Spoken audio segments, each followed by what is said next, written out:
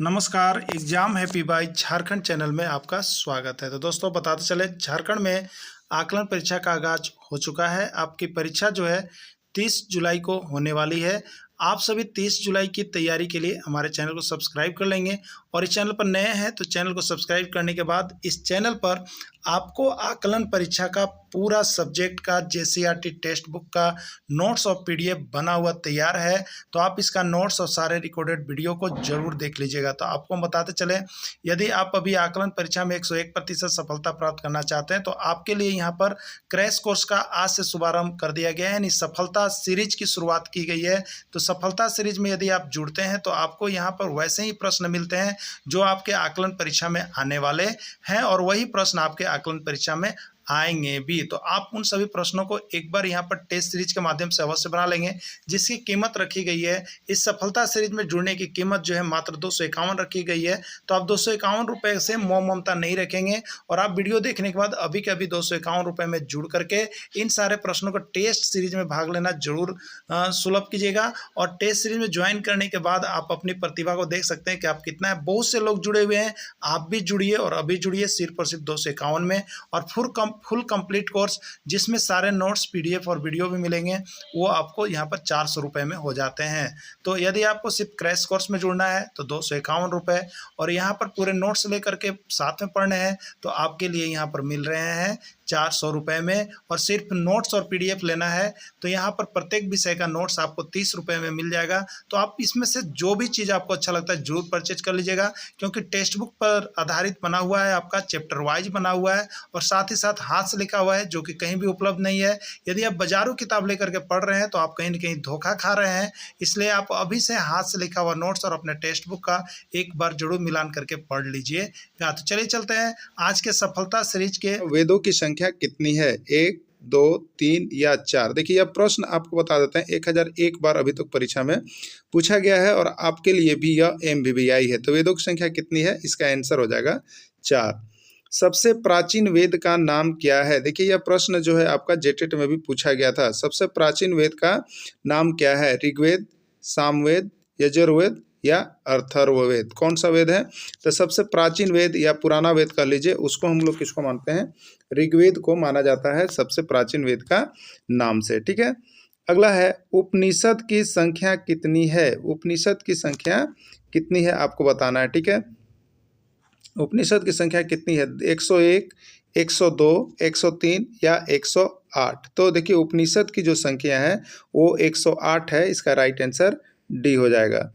वायु पुराण में झारखंड को किस नाम से जाना जाता है। देखिए आपके टेक्स्ट बुक में जो है बीच बीच में झारखंड का भी प्रश्न दे दिया गया है, जो कि आपके एग्जाम में बोला गया है झारखंड से भी रहेंगे। तो उस इंपॉर्टेंट क्वेश्चन को भी हम इसमें शामिल कर दिए हैं, यानी बहुत ही अच्छी तरह से यह नोट्स आपको एकदम पाठ्यक्रम पर आधारित बनाया गया है, जो कि जैक का घोषणा है। तो यहीं से सारे नोट्स और पीडीएफ देखने की आपको आवश्यकता है। तो आप यहाँ से सारे देख लीजिएगा, चाहे आप कहीं भी से नोट्स परचेज किए हैं, लेकिन आप जेसीईआरटी टेक्स्ट बुक का एक बार अवश्य पीडीएफ बना लेंगे परीक्षा में जाने से पहले, कि आपको किसी तरह का कोई सोचना नहीं रहेगा। ठीक है, तो वायु पुराण में झारखंड को किस नाम से जाना जाता है, मुरंड, मुंड, खोखरा या खोरटा, किस नाम से जाना जाता है। देखिए वायु पुराण में जो झारखंड है उसको हम लोग यहाँ पर मुरंड के नाम से जानते हैं। क्या करते हैं, मुरंड के नाम से जानते हैं। विष्णु पुराण में झारखंड को किस नाम से जाना जाता है। ये झारखंड का इतिहास हो गया कि विष्णु पुराण में झारखंड को किस नाम से जाना जाता है, मुरंड, मुंड, खोखरा या विजित प्रदेश। तो देखिए विष्णु पुराण में जो झारखंड को होता है वो आपको मुंड के नाम से जाना जाता है। ठीक है, एक होता है मुरंड और एक होता है मुंड। तो विष्णु पुराण में मुंड हो गया। पुराणों की संख्या कितनी है, 18, 12, 16 या 15। तो देखिए पुराणों की संख्या 18 है। सबसे पुराना पुराण या सबसे प्राचीन पुराण का नाम बतावे, विष्णु पुराण, मत्स्य पुराण, वायु पुराण या आपका भागवत पुराण है। तो सबसे प्राचीन या पुराना जो पुराण है, सबसे प्राचीन पुराण जो है उसका नाम हो जाएगा आपका मत्स्य पुराण। कौन सा पुराण है, मत्स्य पुराण है। भारत के 2 सर्वाधिक प्राचीन महाकाव्य कौन है, रामायण, महाभारत, रामायण और महाभारत दोनों या कोई नहीं। तो इसका राइट आंसर हो जाएगा सी, रामायण और महाभारत दोनों। रामायण की रचना की गई है कालिदास, सूरदास, रहीम या महर्षि वाल्मीकि। तो देखिए रामायण की रचना जो की गई है ये बहुत बार आया हुआ है और 1001 बार आप कह लीजिए एग्जाम में, और यहाँ पर बहुत ज़्यादा कन्फ्यूजन भी लोगों को होता है। तो रामायण और यहाँ पर रामचरितमानस दोनों अलग अलग होता है, याद रखिएगा। तो रामायण वाले लोग रामचरितमानस की रचना में डाल देते हैं और रामचरितमानस वाले को रामायण में डाल देते हैं। तो इसको क्लियर रखिएगा कि रामायण की रचना किसके द्वारा की गई। तो रामायण की रचना जो की गई है वो आपको महर्षि वाल्मीकि के द्वारा किया गया है। इसका राइट आंसर डी होगा। महाभारत की रचना किसके द्वारा किया गया। वाल्मीकि, सूरदास, महर्षि वेदव्यास या कालिदास। इस प्रश्न को आप देखे होंगे तो ये आपके झारखंड राज्य के जो जेटेट एग्जाम है उसमें भी यह प्रश्न आए गए थे। तो देखिए कहाँ से आए थे, ओनली फॉर टेक्स्ट बुक से आए थे। तो ये आप क्लियर हो जाइए कि जैक जो एग्जाम लेगा वो टेक्स्ट बुक पढ़ के जाइएगा, ठीक है। और टेक्स्ट बुक का सारा नोट्स यहीं से मिल रहा है केवल, और टेक्स्ट बुक का नोट्स हाथ से लिखा हुआ कहीं भी आपको नहीं मिल पाएगा, ठीक है। तो महाभारत की रचना किसके द्वारा किया गया, वाल्मीकि, सूरदास, महर्षि वेदव्यास या कालिदास, ठीक है। तो महाभारत की रचना जो है वो महर्षि वेदव्यास के द्वारा किया गया है। इसका राइट आंसर सी होगा। महाभारत में किसके युद्ध का वर्णन है, कौरव एवं पांडव का, कौरव एवं राजवंश का, पांडव एवं मौर्यवंश के साथ, कोई नहीं। तो देखिए महाभारत युद्ध जो हुआ है वो कौरव और पांडव के बीच हुआ था, इसलिए कौरव और पांडव के बीच के युद्ध का वर्णन है। कौरव एवं पांडव का युद्ध किस लिए हुआ, तो देखिए इसका नोट्स बना दिए हैं। कुरु वंश की राजधानी हस्तिनापुर की राजगद्दी प्राप्त करने के लिए हुआ था, जिसमें पांडवों की जीत और कौरव की हार हुई। अगला है बौद्ध धर्म का पवित्र ग्रंथ कहा जाता है। बौद्ध धर्म का पवित्र ग्रंथ कौन है, पिटक, त्रिपिटक, कांची या रामायण, ठीक है। तो बौद्ध धर्म का जो पवित्र ग्रंथ है वो आपको है त्रिपिटक। बौद्ध धर्म का पवित्र ग्रंथ को क्या कहते हैं, त्रिपिटक के नाम से जानते हैं। ये भी प्रश्न बहुत बार आया हुआ है। त्रिपिटक किस भाषा में लिखा गया है, यानी बौद्ध ग्रंथ किस भाषा में लिखा गया है, प्राकृत भाषा, अपभ्रंश भाषा, पाली भाषा या कोई नहीं। तो देखिए त्रिपिटक जो है यह बौद्ध ग्रंथ है और यह जो है आपका पाली भाषा में लिखा गया है। बौद्ध धर्म के त्रिपिटक में शामिल है, त्रिपिटक में 3 गो पिटक, ये तीनों पिटक में कौन कौन शामिल होता है आपको बताना है। सुत्त पिटक, विनय पिटक, अभिधम पिटक या सभी। तो देखिए बौद्ध धर्म के त्रिपिटक में इस तीनों का नाम शामिल है, सुत्त पिटक का भी, विनय पिटक का भी, अभिधम पिटक का भी। अब यहाँ पर है कि ये जो त्रिपिटक शामिल है इसमें किसका क्या काम है। तो देखिए इसका नीचे जो है इसका आंसर सभी होगा, इसके नीचे लिखा हुआ है देखिए सुत्त पिटक में बुद्ध के धार्मिक विचारों एवं उपदेश का, यानी बुद्ध का धार्मिक विचार उपदेश किस में है, सुत्त पिटक में है। विनय पिटक में क्या है, तो बौद्ध मठ के निवासियों का अनुशासन संबंधी नियम है, ठीक है। तो विनय पिटक में अनुशासन संबंधी नियम है। अभिधम पिटक में बौद्ध मत के दर्शन का वर्णन किया गया है। अभिधम पिटक में किसका, बौद्ध मत के दर्शन का वर्णन किया है। तो तीनों को आप देख लीजिएगा, एगो पूछ देता है ना। अगला है महात्मा बुद्ध के पूर्व जन्म की कहानियों का संकलन किस नाम से जाना जाता है। ये भी प्रश्न बहुत ही एमवीवीआई है, बहुत ही एमवीवीआई है, और ये आपका बिहार, यूपी, एमपी सभी जगहों पर पूछा गया यह प्रश्न है कि महात्मा बुद्ध के पूर्व जन्मों की कहानी का संकलन किस नाम से जाना जाता है। तो इसका राइट आंसर क्या हो जाता है, महात्मा बुद्ध के पूर्व जन्मों की कहानी का संकलन जो है वो जातक के नाम से जाना जाता है, ये जातक है, ठीक है। चलिए अगला देखिएगा, बुद्ध के जीवनी है हर्ष चरित्र में, रामायण में, बुद्ध चरित्र में या कोई नहीं है, ठीक है। तो सभी की जीवनी कहीं न कहीं होती है, तो बुद्ध के जीवनी जो होता है वो बुद्ध चरित्र में लिखा हुआ है। किस में लिखा हुआ है, बुद्ध चरित्र में लिखा हुआ है। बुद्ध चरित्र किसने लिखा है, चाणक्य ने, वाल्मीकि ने, अश्वघोष ने या कोई नहीं, ठीक है। तो बुद्ध चरित्र जो है वो आपका अश्वघोष के द्वारा लिखा हुआ है। जैन साहित्य को क्या कहा जाता है, ये भी प्रश्न आपका बहुत ही एमवीवीआई है, सभी राज्यों के एग्जाम में पूछे जाते हैं कि जैन साहित्य को क्या कहते हैं, आगम, निगम, अश्व या कोई नहीं। तो देखिए जो जैन साहित्य होते हैं उसको हम लोग आगम के नाम से जानते हैं। क्या जानते हैं, आगम के नाम से जाना जाता है। जैन धर्म का प्रारंभिक इतिहास ज्ञात होता है आचार्य सूत्र से, कल्प सूत्र से, चाणक्य सूत्र से या नर सूत्र से। तो देखिए जैन धर्म का जो प्रारंभिक इतिहास ज्ञात होता है वो आपको कल्प सूत्र से ज्ञात होता है। किससे ज्ञात होता है, कल्प सूत्र से ज्ञात होता है। अगला है कल्प सूत्र की रचना किसके द्वारा की गई ना, कल्प सूत्र की रचना किसके द्वारा की गई, वानभट्ट, वराहमिहिर, कालिदास या भद्रबाहु, ठीक है। तो कल्प सूत्र की रचना जो की गई है वो आपका यहाँ पर भद्रबाहु के तरफ से किया गया है। जैन भिक्षुओं के द्वारा अपनाए जाने वाले नियमों की जानकारी कहाँ से प्राप्त होती है, जैन भिक्षुओं के द्वारा अपनाए जाने वाले नियमों की जानकारी कहाँ से प्राप्त होती है, अचरांग सूत्र से, भगवती सूत्र से, कल्प सूत्र से कोई नहीं। ठीक है, तो ये आचारांग सूत्र से प्राप्त होता है।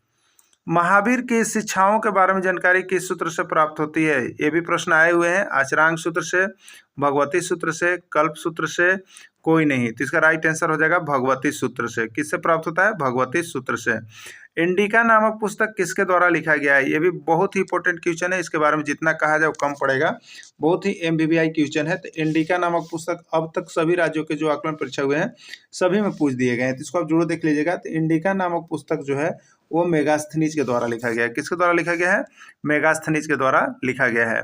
सी यू की नामक पुस्तक किसके द्वारा लिखा गया है? मेगास्थनीज, अलब्रूनी, हुएनसांग या टोडरमल। ठीक है, तो सी यू की नामक पुस्तक जो है वो आपका हुएनसांग के द्वारा लिखा गया है। अगला है तहकीक ए हिंद या तुतिए हिंद नामक पुस्तक किसके द्वारा लिखा गया है? मेगास्थनीज, हुएनसांग, अलब्रूनी या टोडरमल। तो देखिए तहकीक ए हिंद या तुतिए हिंद का जो पुस्तक लिखा गया है वो आपको देखिए है अलब्रूनी के द्वारा। किसके द्वारा लिखा गया है?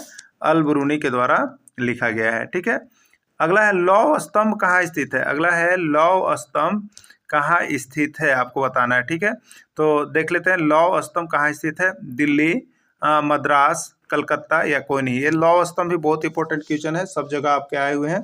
तो लौह स्तंभ जो है आपका दिल्ली में स्थित है। देखिए लौह स्तंभ का कुछ नोट्स यहाँ पर बना हुआ है, क्योंकि ये नोट्स जो बनाए हुए हैं वो आया हुआ था।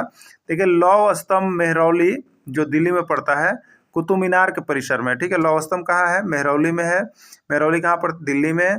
और एक कुतुब मीनार के परिसर में ही बनाया गया है। यह लगभग 7.2 मीटर ऊंचा और 3 टन से भी भारी है। ठीक है, लौह स्तंभ का निर्माण लगभग 1500 साल पहले हुआ है। बौद्ध मंदिर कहाँ स्थित है? गया, पटना, उड़ीसा या राजस्थान। कहाँ पर स्थित है बौद्ध मंदिर? तो देखिए बौद्ध मंदिर जो है आपको गया में स्थित है। लिंगराज मंदिर कहाँ स्थित है? गया, उड़ीसा, पटना या राजस्थान। तो ठीक है, लिंगराज मंदिर जो है भुवनेश्वर में स्थित है और ये उड़ीसा में पड़ता है, तो ये उड़ीसा में हो गया। तेजपाल मंदिर कहाँ स्थित है? गया, पटना, उड़ीसा या राजस्थान। ठीक है, तो तेजपाल मंदिर जो है आपको माउंट आबू के निकट राजस्थान में स्थित है। उत्तर भारत में मंदिर निर्माण की कौन सी शैली प्रचलित थी? नागर शैली, द्रविड़ शैली, मथुर शैली या कोई नहीं। तो देखिए ये भी प्रश्न बहुत ही एमबीबीआई है कि उत्तर भारत में मंदिर निर्माण का एक जब वक्त चला तो उस समय एक शैली प्रचलित होती थी, उसको क्या कहते थे? तो उत्तर भारत में जो मंदिर निर्माण की शैली थी वो आपको नागर शैली। कौन सी शैली थी? नागर शैली के नाम से परिचित है। याद रखिएगा, उत्तर में नागर शैली और फिर दक्षिण में भी पूछा जाता है दक्षिण में कि दक्षिण भारत में मंदिर निर्माण की कौन सी शैली प्रचलित थी। ठीक है, दक्षिण भारत में मंदिर निर्माण की कौन सी शैली प्रचलित थी। तो देखिए ये प्रश्न है भी यहाँ पर। तो देखिए एक चीज याद रखिएगा कि उत्तर भारत है, उत्तर भारत में कौन सी शैली है? नागर शैली है। अब देखिए दक्षिण भारत है, कौन है? दक्षिण भारत में कौन सी शैली? तो दक्षिण में द से द्रविड़, द से कौन हो जाएगा? द्रविड़ शैली। दक्षिण भारत में कौन सी शैली? द्रविड़ शैली के नाम से प्रचलित है। इसका राइट आंसर द्रविड़ शैली हो जाएगा। ठीक है, चलिए अगला देखिएगा यहाँ पर दक्षिण भारत में कौन सी शैली? द्रविड़ शैली। और उत्तर भारत में कौन सी शैली?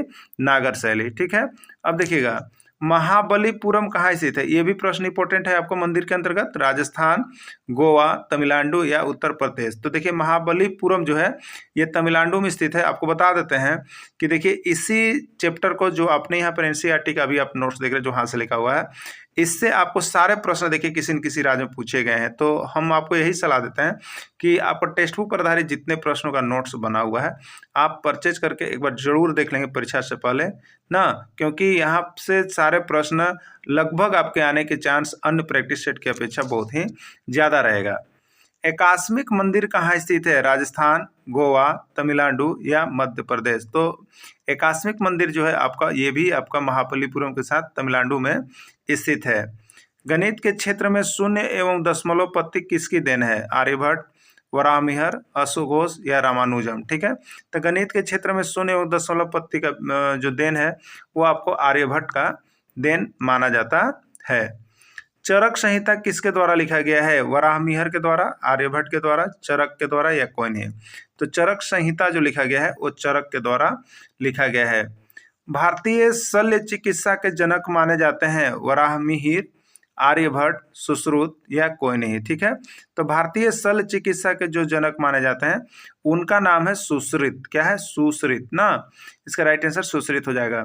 चरक का संबंध है ऋग्वेद, सामवेद, यजुर्वेद या आयुर्वेद। तो चरक जो थे एक डॉक्टर हुए और वेद जुड़े हुए हैं आपके आयुर्वेद से। किससे जुड़े हुए? आयुर्वेद से। का पवित्र धार्मिक ग्रंथ है भगवत गीता, कुरआन, बाइबिल या कोई नहीं? तो इस्लाम का जो पवित्र धार्मिक ग्रंथ है वो कौन है? कुरान है। और यह भी प्रश्न आपका बहुत बार पूछा गया है। तो केवल देखिए आपका टेक्स्ट बुक से ही सारा जगह प्रश्न पूछा गया है और आप भी टेक्स्ट बुक देख लीजिएगा। नहीं देख पा रहे हैं तो हमसे संपर्क कीजिएगा हमारे मोबाइल नंबर पर। आपको टेक्स्ट बुक पर आधारित सारा नोट्स बनाया हुआ मिल जाएगा और साथ में क्लास में भी आप जुड़ सकते हैं। इस्लामी जगत के सबसे प्रथम खलीफा को कहा जाता है उमर, उस्मान, अबू बकर या कोई नहीं? तो देखिए इस्लामिक जगत के जो सबसे प्रथम खलीफा होते हैं उनको कहा जाता है अबू बकर। ठीक है, कौन है? ये भी प्रश्न आपका यूपी में पूछा गया था। ठीक है, पांडुलिपि को कहाँ सुरक्षित रखा जाता है? जो पांडुलिपि होती है उसको सुरक्षित रखने का स्थान कहाँ होता है? अभिलेखागार, कपड़ा में, बर्तन में या कहीं नहीं? तो पांडुलिपि को जो सुरक्षित रखा जाता है वो अभिलेखागार में रखा जाता है। पहले जो पांडुलिपियां सुरक्षित रहती थी उसको रखने के स्थान को अभिलेखागार कहा जाता है। कागज का आविष्कार सर्वप्रथम कहाँ हुआ? चीन, जापान, यूरोप या फ्रांस? तो कागज का सर्वप्रथम आविष्कार जो हुआ था चीन में हुआ था और 1001 बार यह प्रश्न पूछा गया है और आप ही देख लीजिए कि टेक्स्ट बुक में ही आपका दिया हुआ। तो बस टेक्स्ट बुक का प्रश्न देख लीजिए, सारा नोट्स देख लीजिए, आपको हर एग्जाम के लिए काम करेगा। अरबों के सिंध विजय की जानकारी मिलती है कहाँ पर? रचनामा में, चचनामा में, खचपरना में या कोई नहीं? तो अरब का जो सिंध विजय था, सिंध विजय की जो जानकारी थी वो चचनामा में रखा गया है। कहाँ पर रखा गया है? अरबों के सिंध विजय की जानकारी कैसे मिलती है? चचनामा से मिलती है। अमीर खुसरो किनके शिष्य थे? आपको बताना, अमीर खुसरो किसके शिष्य थे? निजारत के, निजामुद्दीन औलिया, बरनी या कोई नहीं? तो अमीर खुसरो जो शिष्य थे वो आपका देखिए अमीर खुसरो और औलिया एक से मिलते जुलते हैं ना, ये निजामुद्दीन औलिया के शिष्य थे। नोट्स बना हुआ है। अमीर खुसरो का जन्म उत्तर प्रदेश के पटियाली के एटा नामक गांव में 1253 ईस्वी में हुआ था। बहुत बार ये पूछ दिया गया है कि अमीर खुसरो का जन्म कहाँ हुआ था। आपको याद रखना है उत्तर प्रदेश में ना, ये प्रश्न आया हुआ था, इसलिए हमने आप लोगों के लिए यहाँ पर नोट्स बना दिया है, क्योंकि जो लोग हमसे नोट्स परचेज करते हैं उनको ये सारा सुविधा हम दे रहे हैं। अल-बेरूनी के द्वारा लिखा गया पुस्तक का नाम क्या है? अल-बेरूनी के द्वारा लिखा गया पुस्तक 1001 बार आने वाला प्रश्न और MBBI प्रश्न है। तहकीक-ए-हिंद, तबाकत-ए-नासरी, ताज-उल-मारसिम या कोई नहीं? तो अल-बेरूनी के द्वारा लिखा गया पुस्तक का नाम है तहकीक-ए-हिंद। तहकीक-ए-हिंद अल-बेरूनी के द्वारा लिखा गया पुस्तक है। अमीर खुसरो द्वारा लिखा गया पुस्तक का नाम क्या है? तहकीक-ए-हिंद, तबाकत-ए-नासरी, ताज-उल-मासिर या मसनवी? तो अमीर खुसरो के द्वारा लिखा गया पुस्तक का नाम जो है आपको ताज-उल-मासिर है। कौन है? ताज-उल-मासिर, ये अमीर खुसरो द्वारा लिखा गया पुस्तक है। बहुत इंपॉर्टेंट क्वेश्चन। पाल वंश का स्थापना किसने किया? ये भी प्रश्न 1001 बार आपको पूछ दिया गया सही परीक्षा में। तो आप सभी अवश्य ऐसे प्रश्नों को देख लेंगे जो आपका JCERT टेक्स्ट बुक या NCERT का होता है। यहीं से सारे प्रश्न पूछे जाते हैं, लेकिन आपको कंफ्यूजन ज़्यादा होता है। तो पाल वंश का संस्थापक कौन था? धर्मपाल, देवपाल, गोपाल या कोई नहीं? तो पाल वंश का संस्थापक जो था पाल है, इसलिए गोपाल होगा। क्या होगा? गोपाल। पाल वंश के शासक किस धर्म को मानते थे? आपको बताना था कि पाल वंश जो होते हैं वो किस धर्म को मानते थे? जैन धर्म को, बौद्ध धर्म को, ईसाई धर्म को या किसी को नहीं? तो पाल वंश के जो शासक थे वो बौद्ध धर्म को ज़्यादातर मानते थे, बौद्ध धर्म को ही ज़्यादा लोग मानते थे। गुर्जर प्रतिहार साम्राज्य का संस्थापक किसको माना जाता है? गुर्जर प्रतिहार साम्राज्य का संस्थापक किसको माना जाता है? बीरेश को, करेश को, हरिचंद्र को या मूलचंद्र को? तो गुर्जर प्रतिहार साम्राज्य का संस्थापक जो थे वो आपका हरिचंद्र थे। यहाँ पर कौन थे? हरिचंद्र जो है गुर्जर प्रतिहार के संस्थापक थे। चोल वंश का संस्थापक किसको माना गया था? किसको माना जाता है? उस्ताचल, विजयालय, प्राचीन क्रम या कोई नहीं। तो चोल वंश का जो संस्थापक था वो आपका था, देखिए, विजयालय। चोल वंश का संस्थापक कौन था?